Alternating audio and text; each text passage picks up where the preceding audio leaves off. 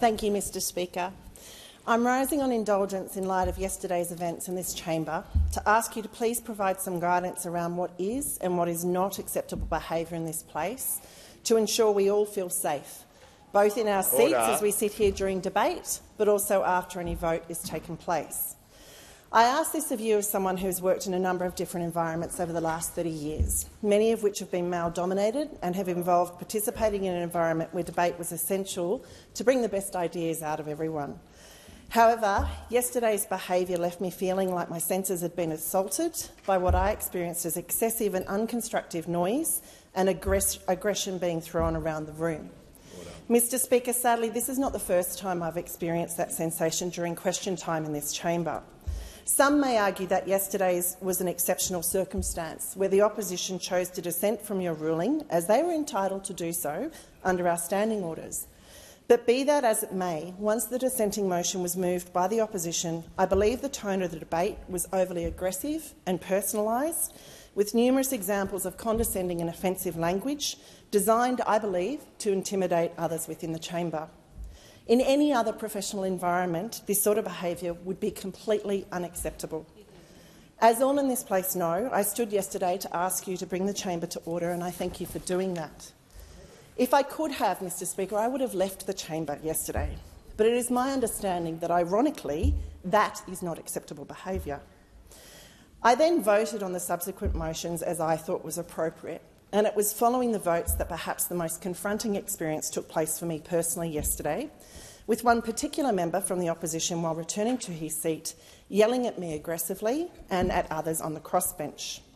He aggressively challenged my voting decision, referring to the testimony I had provided 2 nights earlier to a procedure committee inquiry into standing orders, during which I had expressed a desire to see questions answered more directly.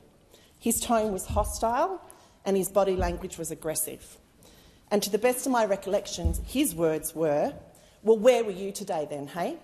You say you want clearer answers? Well, that was your chance. And where were you?" As he yelled this at me, he was shaking his head and looking at me in a way that I found to be aggressive and honestly quite confronting. Mr Speaker, had this been the first time I'd found myself the direct attention of this sort of behaviour, I may have brushed it off. But this follows a pattern I've experienced more than once since I entered this chamber, and I've noticed many other female colleagues have experienced this sort of treatment, particularly our member here in the front row, Angie Bell, member for Long Creek, just as you expelled somebody from this chamber. As a member of this parliament, someone working here in this place, I do not feel proud of the way my workplace was represented yesterday, and quite frankly, I did not feel safe.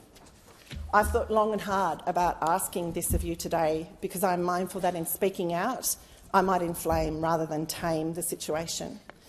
But I came to this place wanting to speak for my community in what I consider to be the highest chamber in the land, and I did that because I believe this place should be a place of mutual respect, learned discussion, and, dare I say it, a capacity to listen to each other.